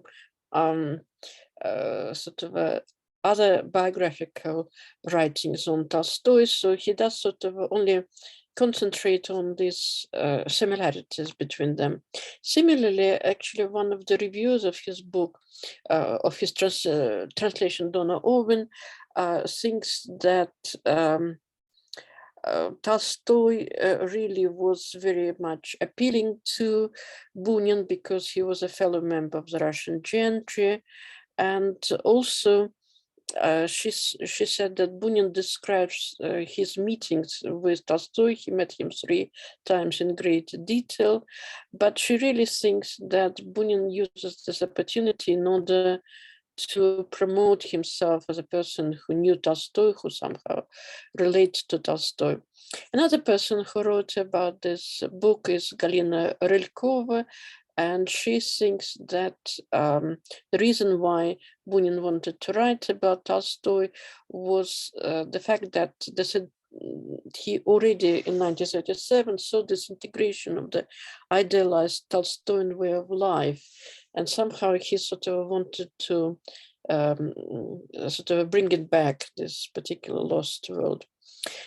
So other scholars who wrote about it include Evgeny Ponomarev, who actually thinks that this book is, can be read as the New Testament. The contemporary of Bunin, Alexander Nazarov, who reviewed this book in 1937, he actually thought that Bunin had an abnormal, powerful attraction to all things sensual and earthy, but he wanted to emancipate himself from all these things, just like Tolstoy. But also he compares actually Bunin's portrayal of Tolstoy to books about Saint Francis of Assisi and even books about Buddha. So basically he thinks that Bunin had a great talent to create artistic synthesis and show us Tolstoy in different contexts. A recent a Russian scholar, Evgeny Ponomarev, actually compares this book to some writings of Shestov because he thinks that this particular book about Tolstoy is written in the existentialist way. So what attracts me to this book is the fact that Tolstoy, I think, is presented in Bunin's book in a very interesting way. It's very much a modernist, really, depiction of Tolstoy, because Tolstoy is presented as a person who had a certain vision of time. It is very much oriented towards understanding of psychological time and the existence of extra-temporality, rather than the idea of progress. So basically, he's portraying Tolstoy not as a person found in many novels of education, but as a person who really rebelled against a lot of conventions and who really was a very multidimensional character who wanted really to redefine his notion of history and his place in history. Of course, partly, well, to some extent, of course, Bunin's book invokes Chekhov's ideas about people who find themselves in a difficult relationship with time, who quite often sort of spend a lot of time doing something very, very simple, and not often they actually have some philosophical questions about life. But also it's interesting that Bunin's actually book has some similarities with Betsily's book, which was published in Odessa in 1919. It's called The Elements of Medieval Culture. And in this book, actually, Betsily tries to show a different notion of historicity, because he actually thinks that in medieval times, people had a completely different notion of history. They had almost like a static view of history. But he says that in modern times, we have the colossal complexity of our life. We experience this rapid tempo, and we have sort of a completely different experience of this rhythm that bring personal and intersubjective spheres, because they force us to feel directly the swift flowingness of the stream of life. So basically he is suggesting that the notion of life in flux is something that shapes modern existence. And he also says, for us, the world is a process. For us, the world itself creates its own God. So to a great extent, I think this book written by Bunin actually precisely shows Tolstoy not as a definitive sort of a thinker or definitive writer, but a person who just was experiencing different things. He experienced life as a process, and he sought to achieve this extra temporality. Somehow he wanted somehow sort of to bring eternal and everyday life moments together. Now, what is interesting as well, that we could see some similarities as well with the thinking of Bertaev, who in his book Смысл истории, the meaning of history, talks about the essence and meaning of the historical. And he sees it as a direct continuation of the 19th century Russian literary philosophical tradition. So, of course, we know that in the beginning of the 20th century, there were different movements. At some point, they were coexisting together, because we still have some symbolist writers who were working at the same time as acmists or futurist writers. And therefore, I think that what brings all these diverse trends together is the interest in historical memory. And for many Silver Age thinkers and writers, the notion of historical memory became part of an aesthetic category, and it lies as the basis of a new philosophical, religious, and literary artistic thinking. So another interesting point is that Bunin actually noticed himself in his letter written to Betsily in the beginning of the 1930s that his book, The Life of Arseniev, is very much similar to Proust's book, In Search of the Lost Time. But he says it was just a coincidence because he didn't realize he was Proustian. Of course, we could say perhaps it was the influence of Andrei Bergson on Russian and French culture that sort of changed the whole perception of time. So I don't have time to go into this now. But basically, what I would say that in his book on Tolstoy, we could see that Bunin is interested in time, in the new sort of in the new notion of time, but also he's very much interested in memory. And he shifts away from the typical understanding of progress as a cause and effect relation.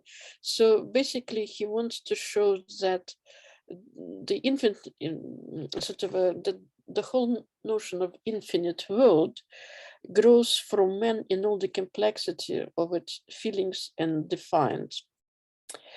So what is particularly as well interesting that he presents Tolstoy as a person who was obsessed with the notion of death. Of course, we could say that in many of Bunyan's sort of stories and other writings, already some of them were written in the 1930s, we could see the same fascination and the same obsession with the notion of death. And what actually makes his writings similar to Tolstoy, that he wants to show to us, he wants to show us that life incorporates the notion of death, right? You don't need to leave this notion till the end of your life. So basically, you should sort of start thinking about it and just treat it as an extension of your everyday life. So if we think about the main actually themes related to this book, we could say that he talks about the notion of emancipation in a variety of contexts. So basically, it is most of all linked to the inner life of Tolstoy. And he actually shows that Tolstoy was a highly contradictory figure. Sometimes he would be quite moody and he would change his personalities within 24 hours. But he says, for example, that it's difficult really to distinguish, who prevails. So somehow they're all interconnected. So both we could see that Tolstoy is a thinker, but he's just as good as a writer. He's a teacher, but also he's a philologist who is interested in different languages and so on. So he doesn't really present one particular image of Tolstoy that could be overpowering.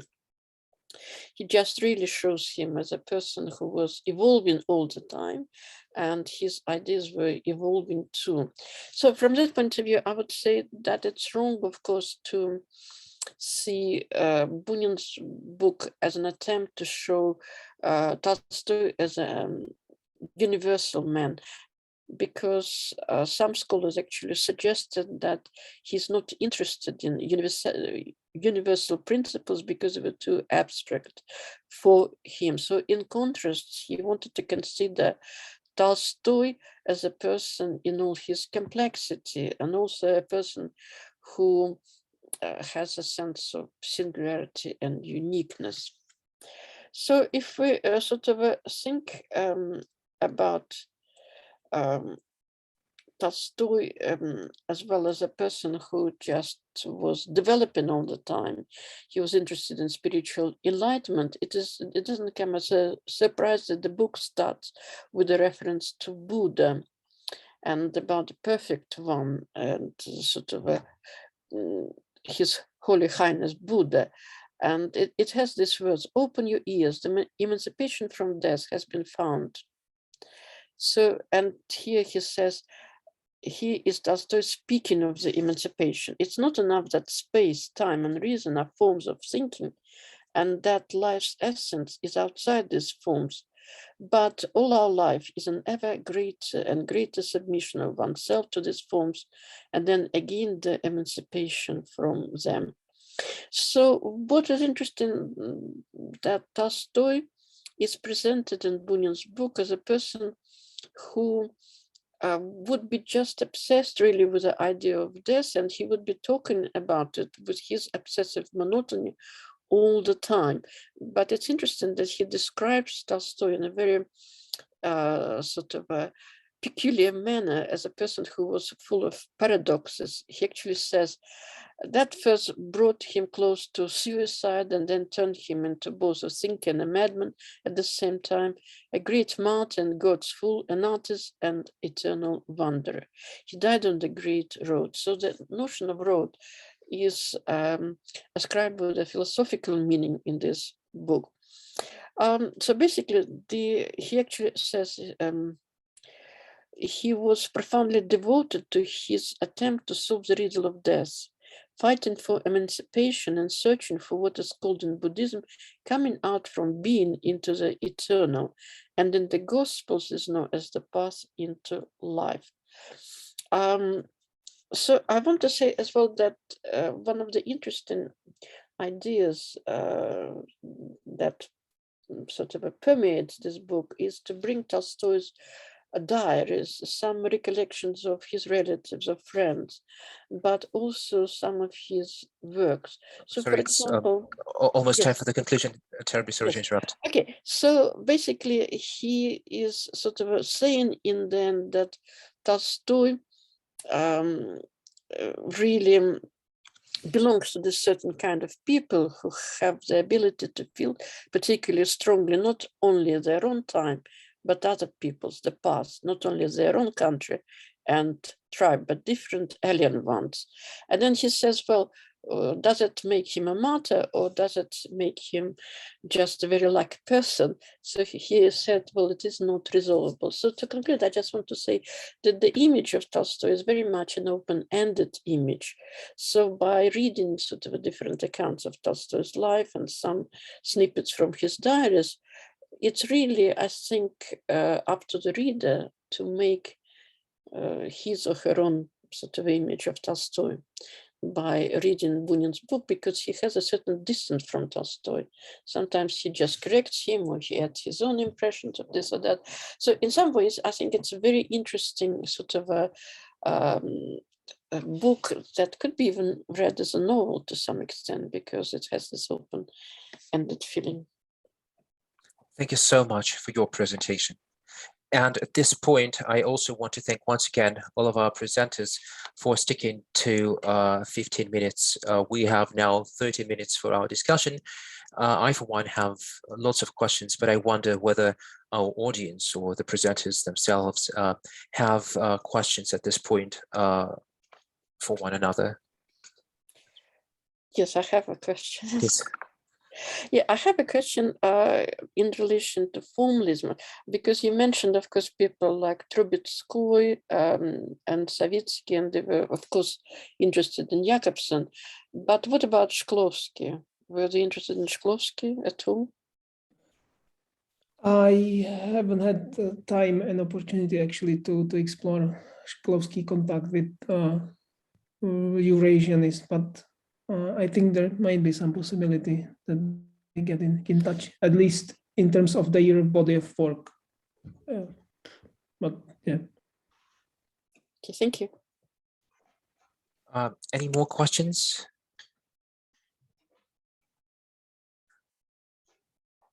If I may, while others are digesting their thoughts, I would like to ask a question addressed to everyone.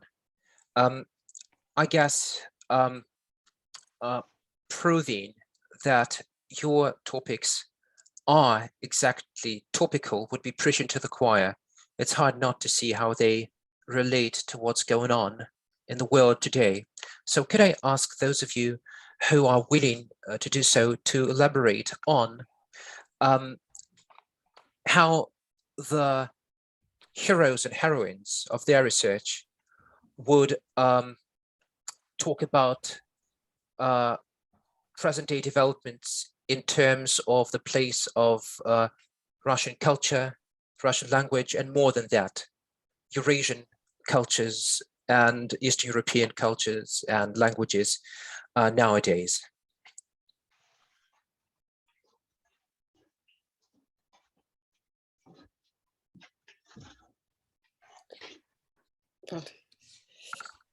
I could just say about Bunin, I think because he had such a strong aversion to empires and imperial thinking, because he was a wanderer himself, he was so much interested in different cultures, I think he would be very much saddened by everything that is happening today. That's my opinion. Please. Yeah, I never quite prepared this answer, but I have been thinking lately, of course, we're all following the news, and I listened to many interviews with the actors, and the whole idea that for the actor to immigrate and to go to a different country, for the dramatic stage actor, so for those who now immigrated, or immigrated in the past, it's extremely difficult choice. Going back to the Knight Templars, from what I know, only Michael Chekhov was able to go and find himself in ways similar to Vladimir Nabokov, linguistically, theatrically. But I think it was related to his grasp of foreign languages and his amazing talent for improvisation and acting, but most of the people of this profession would be completely lost abroad. I think the same kind of choice is right now many actors in Russia are facing, because in this particular profession, for many of those, immigration is unthinkable. And it's very interesting, of course, to observe what is happening and what kind of messages they are sending. People like Renata Litvinova, who now use Russian language, translating Marlene Dietrich anti-war song, or people like Chulpan Akhmatova, who found herself in a Russian-speaking Baltic theater. But I'm not giving an answer, but I think that the choice of to go or to stay is extremely difficult and always have been extremely difficult for people of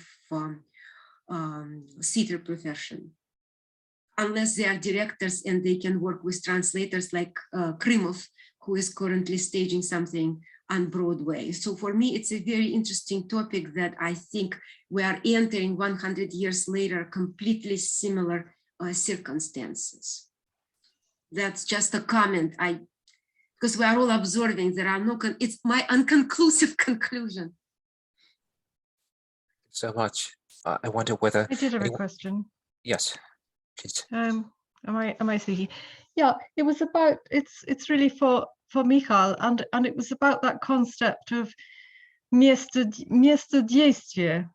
And would you not translate that into English as sphere of influence? And would you not then get into difficulty, political difficulty quite quickly?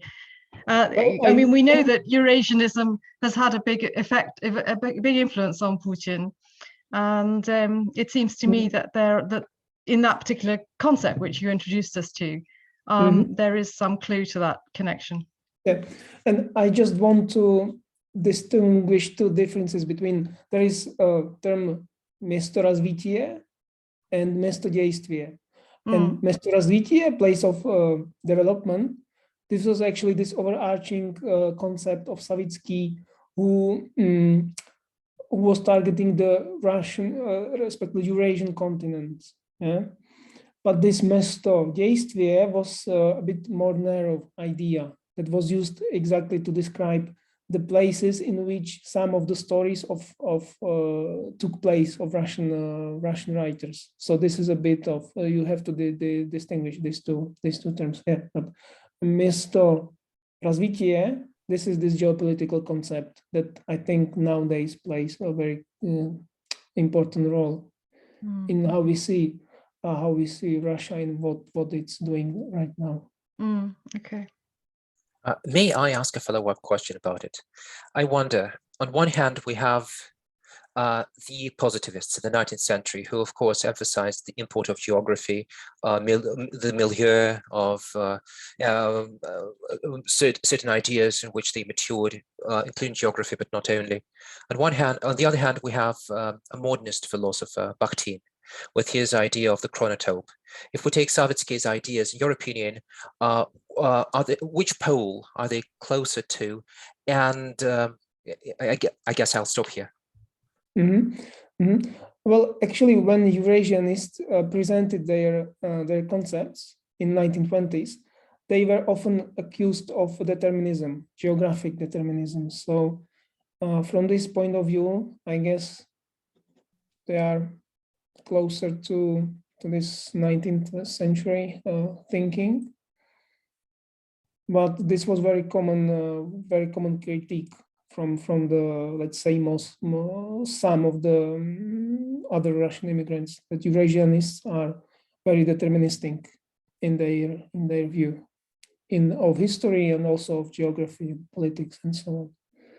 Did I answer your question?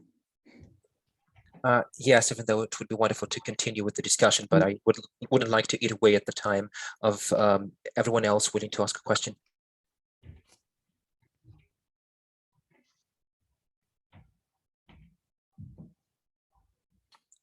Could I, while others are waiting, ask two of our presenters the following one? Oh, yes, please. Sorry, and I'll hold that one. So I think that all participants illustrate how specifical the Russian text shows its intertextuality, cultural intertextuality. And it's very important that all heroes and heroines of these papers illustrate the relationship with a national, between national culture and world culture, depends on the country where they live. This is, for me, this is one of the most important question of modern culture, the question of exterritoriality and intertextuality as a specific national text reflect the hypertext of the whole culture. And I would like to thank all participants because they present unique information from each country, from each point of view that reflects this whole problem. Thank you. And thank you. I would like to ask a joint question. So on one hand, it's already been said, Professor Olga Partin said that of course history rhymes if it doesn't repeat itself. And Roger Smith spoke about the idea of cyclical history, which is so important for Sorokin, whereas we could also look at it from the medieval standpoint about which you spoke, Professor Smith. We could also think of the longue durée of Brodel and others. So it's always been here. That's why things keep repeating themselves. Yet, here's the question. While I would like to ask you to comment on this one, I would like also to add a follow-up. We listened to presentations about Julie Eichenwald and then about the Russian formalists and certain Eurasianists, some of whom collaborated with some of the formalists and others did not. But if you look at the intellectual history of the time, there were more feuds, there are more rivalries than friendships. And everyone had an agenda of their own, even though metaphorically speaking, all of them were in the same boat. And when I observe the intellectual history being written nowadays, I see that the same trend is repeating itself. So I would like to ask you, in the intellectual history of the earlier 20th century, the one which you focus on, do you see a failed opportunity or failed opportunities to bring together the efforts of the intellectuals despite their differences? And is there a lesson for us to learn nowadays from it? Thank you.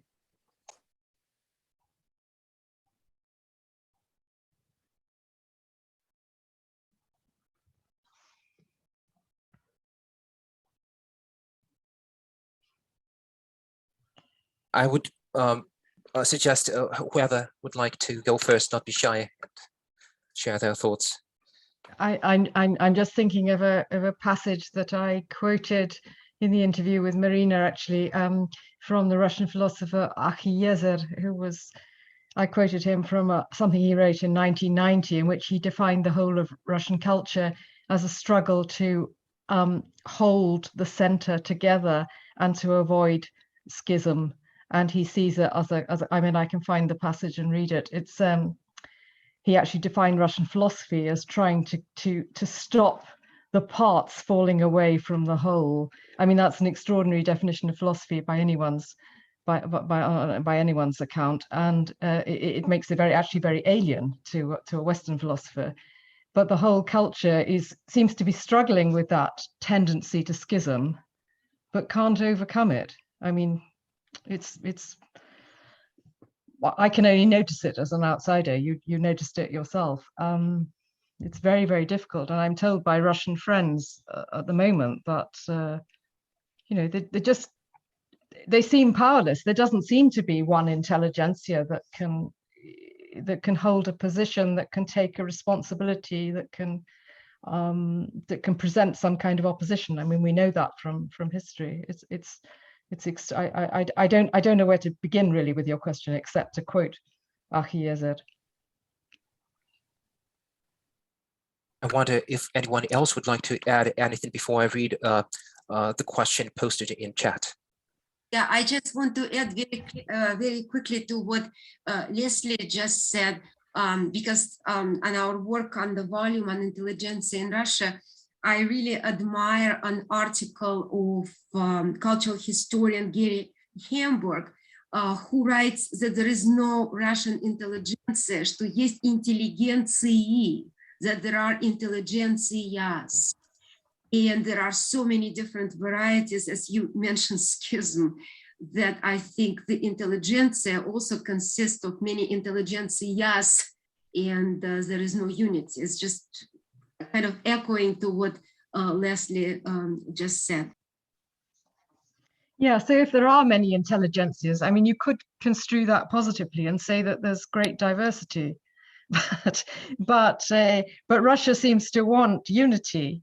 You know, that tension between unity and schism is that it's not a tension between unity and diversity, is it? It's a tension between unity and schism. And because of that if it's true that there is this tendency for the whole to fall apart, then you can begin to understand the politics, even if you despise them. I know this is not a fashionable name here, but currently I'm reading Maxim Gorky's The Life of Klim Samgin. And you just get to read all of the viewpoints, most of the ones you also hear nowadays. The schism indeed. I wonder whether Roger Smith is willing to add something. I see you are unmuted. So I'm sorry, I didn't hear the full question. Well, would you say that Petrin Sorokin's model of cyclical history sheds light on the events happening now? In general, if you take Sorokin's legacy, what does he have? What does it have to teach us about what's happening nowadays? How could we intellectually profit from it? Well, he felt that we were, he had this paradigm of repeating stages of culture known as sensate, idealistic, and ideational. The idealistic would be more sort of religious, spiritually oriented. Sensate would be sort of materialistic. And, you know, you'd think of capitalism, acquisitiveness. And he felt that a new age was coming. He was sort of like prophet in a way, that we would go back to the ideational, that the sensate culture had spent itself. And he was very influenced by, of course, the brutality of bloodiness of the Russian Revolution, which he wrote about. And before that, he was very idealistic, you know, and pro-revolution, but not pro-Bolshevik. So anyway, he saw, I think, World War II and the brutalities and, you know, a war raging throughout the whole world. Really influenced him, and he felt this is the sort of the end of sensate culture. You know, it's ended up. Then he became a proponent of ideas of. He was very into world peace, disarmament, but he felt that culture was in a trap, and it couldn't work itself out to become, you know, that it had sort of exhausted its paradigm or whatever. And the Sente culture is very aggressive and so forth. And he felt that a new culture was on the horizon, which would be only a sort of spiritual rebirth of man was going to save us. And it doesn't seem that came true, or is coming true. Thank you so much. In the meantime, I would like to read a question for Michael. And the question is written in Russian, so you can read it in Russian as well, and it is up to you in which language to answer, but I will just briefly translate it into English. The question goes as follows. Savitsky was against the Russian emigres joining the Vlasov army in 1944-1945, and the Gestapo persecuted him for it. Do you know anything about it? In 1945, he was arrested by Smash, and he remained in a Soviet camp until 1956. Maybe that is how he got to get in touch with Lev Gumilev. The question is Yelena Kulin's, and please, Michael, it is up to you to decide in which language to answer. I think I will answer in English. And thank you for the question. I do not have enough information to comment on this first part of the question about Vlasov army, but I have some notes about Lev Gumilev and his first contact with Savitsky. And this is actually very, very interesting topic. And one of my actually very first articles was a case study about this first contact between Gumilev and Savitsky, because there is still present very popular misconception that actually Savitsky met Gumilev in Gulag in late 1950s, and Gumilev was some sort of his, let's put it this way, Savitsky was the teacher of Gumilev. He passed him all the knowledge about Eurasianism and so on and so on. And this misconception actually appeared in early 1990s when the neo-Eurasianist movement appeared. And I would argue that alleged author and most visible promoter and propagator of this information was Alexander Dugin, who actually managed to create some sort of artificial continuity between original inter-Eurasianism and his own conception of neo-Eurasianism, and Gumilev was put in the middle as some sort of mediator of these two movements. But actually, Gumilev first met Savitsky only in late 1960s in Prague when he was at a conference. And before that, he was in personal contact, in correspondence with Savitsky. So they exchanged a very big amount of letters. They are now stored in Prague and in St. Petersburg. But the first contact came not in the Gulag, but after Savitsky returned back to Prague, and after Gumilev was released and returned back to St. Petersburg, then he started to work at the Hermitage Museum. And there was Gukowski, who was at that time, I think, one of the directors of the museum. And he was actually the one who managed to connect Savitsky and Gumilev. So to answer it shortly, Savitsky didn't meet Gumilev in the camps. It was much later.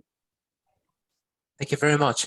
We have 5 minutes remaining. I wonder if there are still questions. Well, then let me start wrapping this up. It's been a fascinating panel, but also a very long one. So thank you so much for your contributions and for your patience as well. I wish we could all meet in person and have more breaks, especially coffee breaks. I would like to thank once again the Harriman Institute for all your support, and remind everyone that the next panel begins in roughly an hour, 2:30, moderated by Mark Lipovetsky. I would also like to thank the new review, Novyi Zhurnal, and in particular, its editor-in-chief present here, Marina Adamovich. And let me remind you one more time that we are going to publish the proceedings of this conference, so hopefully the presenters will expand on their fascinating topics in that volume. Finally, before this meeting is over, I'd like to draw your attention to our chat. There is a link for you to register, unless you are a participant, for the upcoming panels. The next panel today at 2:30 is going to be conducted in English. The other two panels tomorrow will be in Russian. Don't miss them either. And once again, thank you so much. So I guess I'll give it to you, Carly, now, because you are the host.